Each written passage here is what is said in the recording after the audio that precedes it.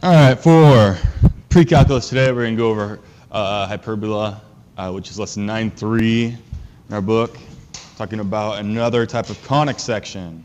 Oh, my board is way off.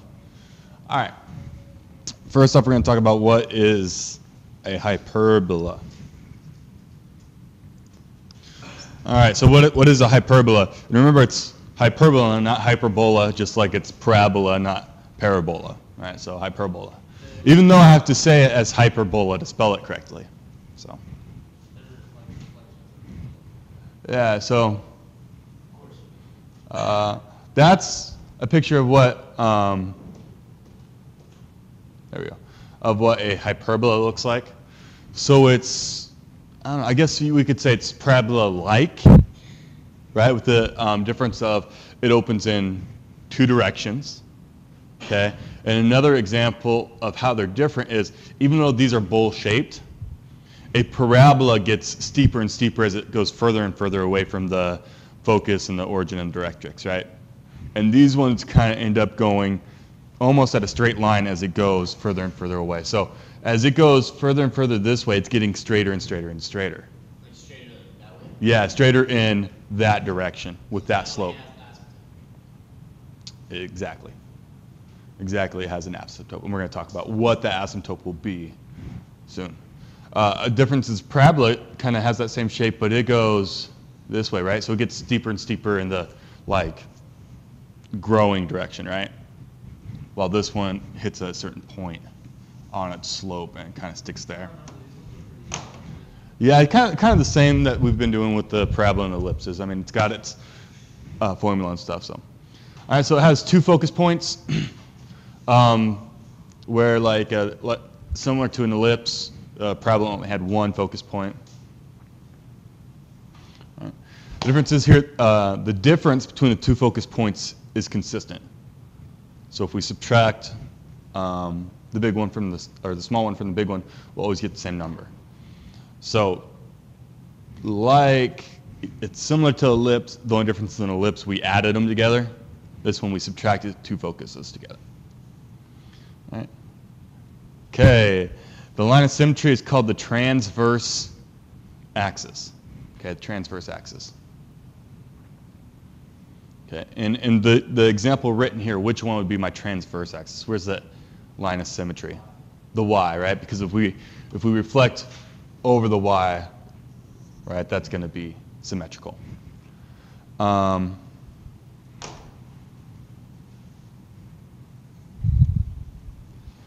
All right, it has two vertices, and the center is at 0, 0.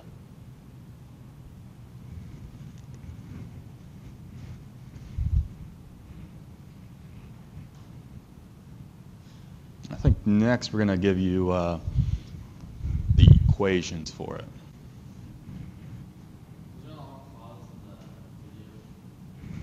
Yes, the video is exactly what's going on now, unless I walk over there and pause it. We can hear my side of the conversation. So here's one. Remember, we've been having two equations of each one. So this is the one equation of a hyperbola. We'll get to the next one on the next slide.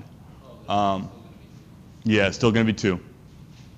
The difference is this one has x-intercept, so this one opens up like the last one we just saw. It opens up to the left and right. Okay. There's no y-intercepts. The foci are at those points. Transverse axis, the conjugate axis.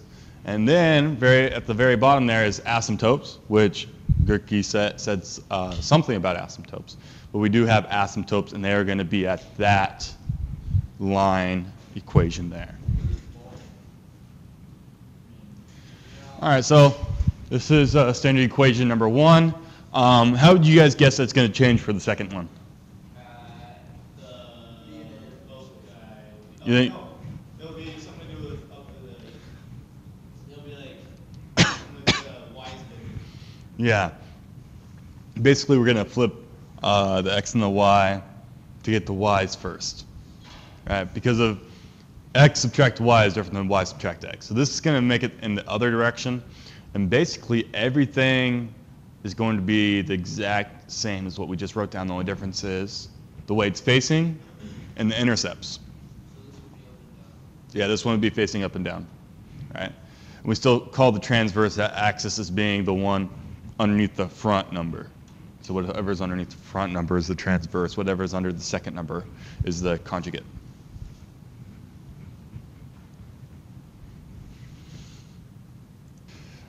All right, so knowing those two equations, and it's similar to ellipse because it has the 1 on the outside, so it always has to have the 1 on the side. So here, let's graph one. Okay. Now this equation should look similar because we graphed this equation with ellipses last week, or last time. The only difference was there's a plus sign instead of a minus sign, right? Yeah.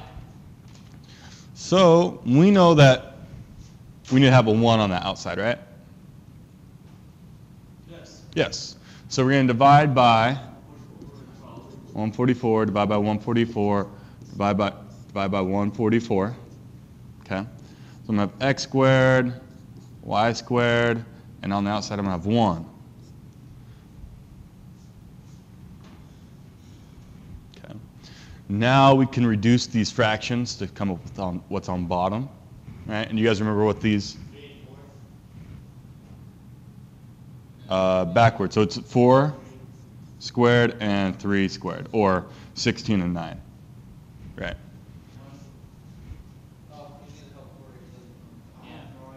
Basically, all we've done, 144 divided by 9 gives us 1 over 16, but we know that we don't want just 16 on the bottom. We want a squared. So, we want something squared on the bottom, so we know what our a value is. So now what's our a value? 4. Our b value is 3. Okay.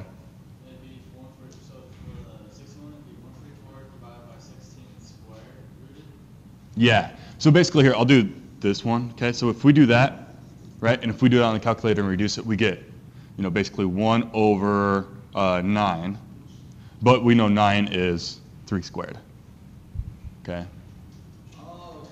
Okay. All right. So we found the equation. Okay. Good. When we're well, actually, let's go ahead and we need to find what's the formula to find the focus. Yeah, so it's C squared equals A squared. and a squared was 4 squared, or 16, and b squared was 3 squared, or 9, which gives me c squared is 25, so c is 5. All right? And that's my foci. So I have 1 there on 5 and 1 over here on negative 5. Okay. All right, lengths of the transverse and conjugate axes. All right? So go back. All right? What's my transverse axis length? So it's supposed to be 2a, right? So it's our a value is 4, so it's going to be 8. And actually, I'm going to have to maybe. There we go. So zoom out so I can get to 8. All right, let's try that. All right, so I got to move that back into 5, right? Yeah, the transverse was 8. So we'll go to 8. Wait, the length? It was the length, right? Not 8, negative 8. But if the length is 8, where do we have to go to? Yeah, 4 and negative 4. Yeah. What about, so that's transverse. What about the conjugate axis?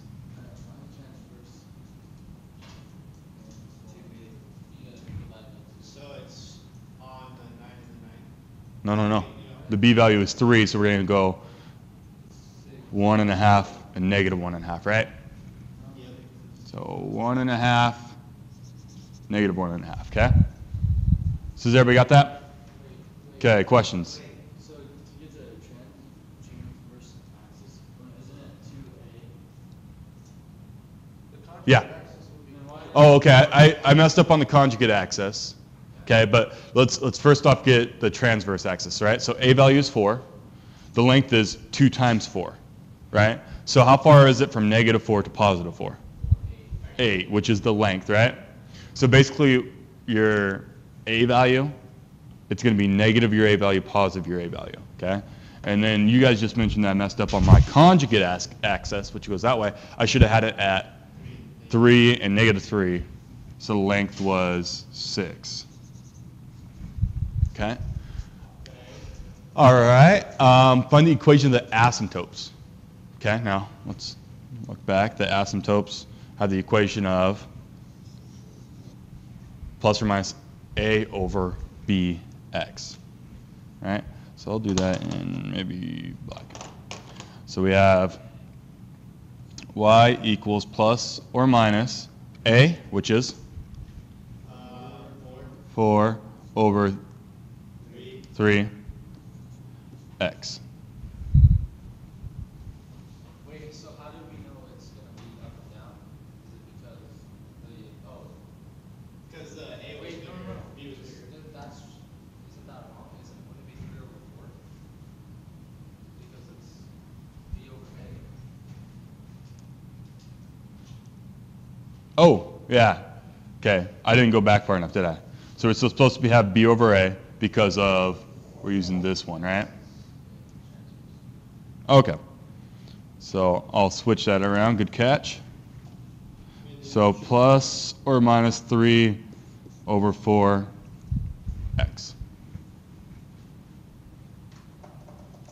All right, we got that? Okay, so basically we've gotten everything that they've asked for as far as pieces of it. When we graph it, it's actually easier to not use as much as they say, right? We're not going to use the foci piece. All right? What we're going to do is these green box or dots we made for the axes, we're going to box them up. Okay? I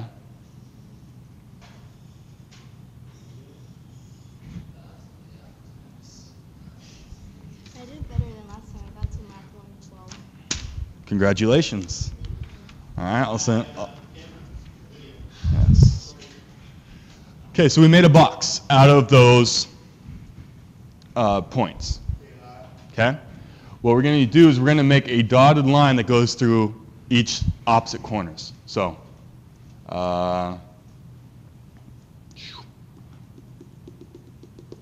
that and like that. So we made a dotted line X. What do you think those dotted lines represent? Asymptote, that's right. So we have our asymptotes drawn. Okay. Okay. Asymptotes drawn. We are going to draw our hyperbola.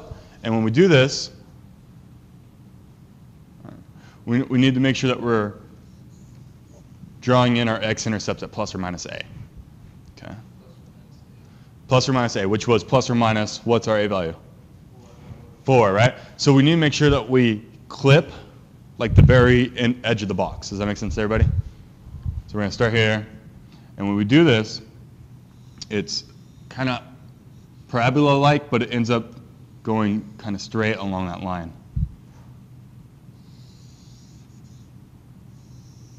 Ooh. All right. All right. Now, one thing that should always help you out is the part that I don't like is I don't like that part where you have to remember that one of them is A over B and the other one's B over A. Okay, I don't like having to remember that. But if you make your box, right, you should always know what it is, and you should know that the slope is going to be correct without mixing up your B's and A's. Okay, so if you make the green box that we made here, you should be able to graph your asymptotes with your hyperbola and make it look nice. Okay, any questions on that one?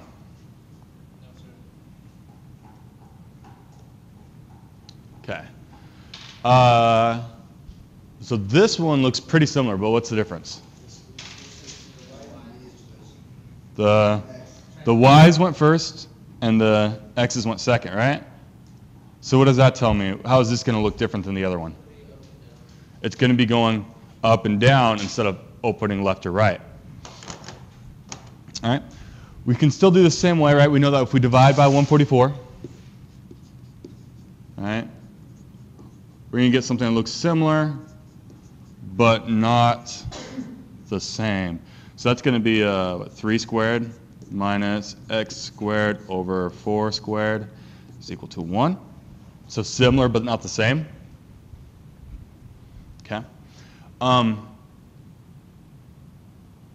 I have a feeling that you guys can figure out the, foci and stuff. I want to work on graphing on this one. Okay, so where do I need to make my box at? You need to make it 3 and 4. Or 1.5. No, you were right the first time. Yeah. So it's 3 and negative 3 in which direction? Yeah. So 3 up or down, 4 left or right, and then we need to make our box, right?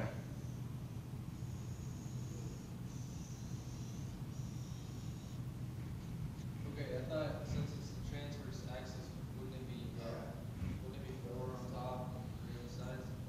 No, because remember the transverse doesn't have to be the longer one. It just has to be one listed first. Okay? So you can have them shorter in the direction that we're opening. It's just whichever one's listed first. All right, and then make our dotted lines. There we go. Since we're opening up and down.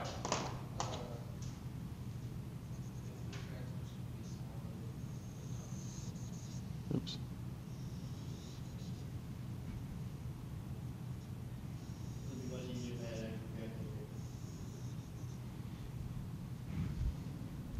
Now, as far as the box goes, is that box any different than the first one we drew?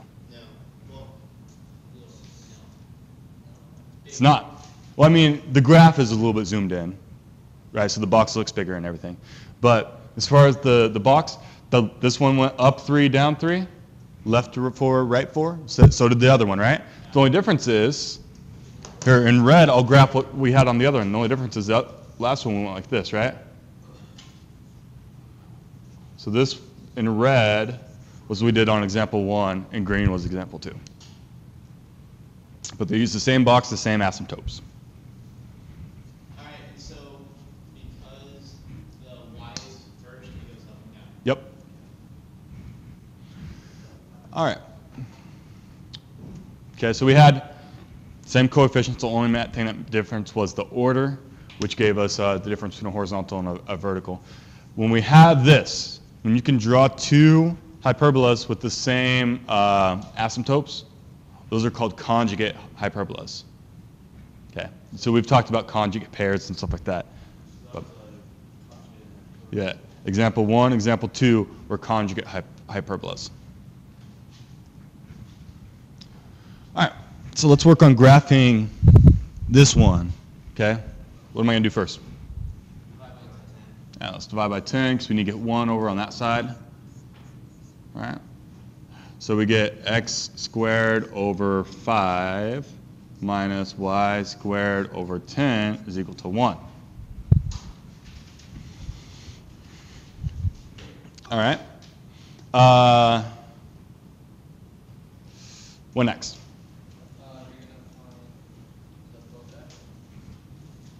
We could. Do we use that really to graph?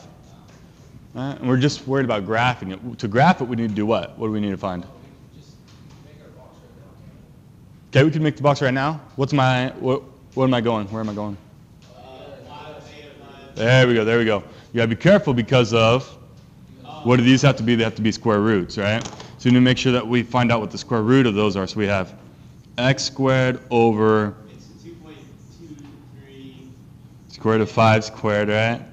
And this is square root of 10 squared. But let's get decimal approximations. 2.23 and 3.16. 0.23 and, oops. And square root of 10 is about what? 3.16. Yeah, it's kind of close to pi. Okay, now let's build our box. In which way is this one opening? Left and right. Left and right. So let's build our box where we have In the x direction, 2.23, negative 2.23. And in the y direction, we go 3.16, negative 3.16. We make our box.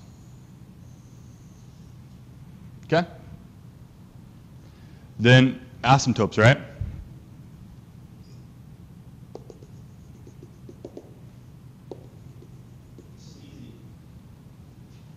Got our asymptotes, and then since it's opening left or right,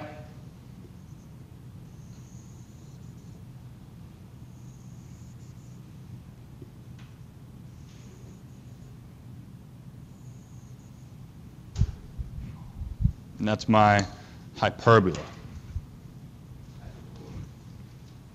Yes, the hyperbola. Huh?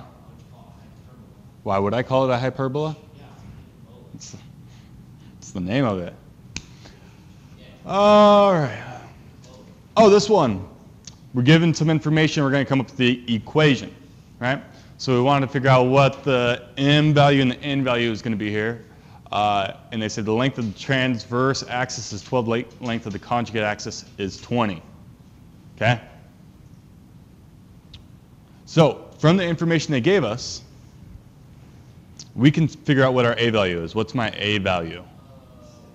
6, right? And we get that because of it's half of 12. Okay, and what's our b value? 10. Okay.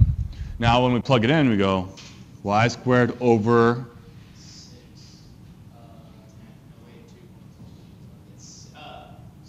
6 squared, right? So 6 squared, so we could rewrite that as 36. Usually when you're coming up with the equations as an answer, you want to put it as 36 because it looks nicer. But a lot of times when we're graphing, we'll leave it as 6 squared because it's easier to pull the information out that we need, right? And what's going to go on the bottom of the x one? 100.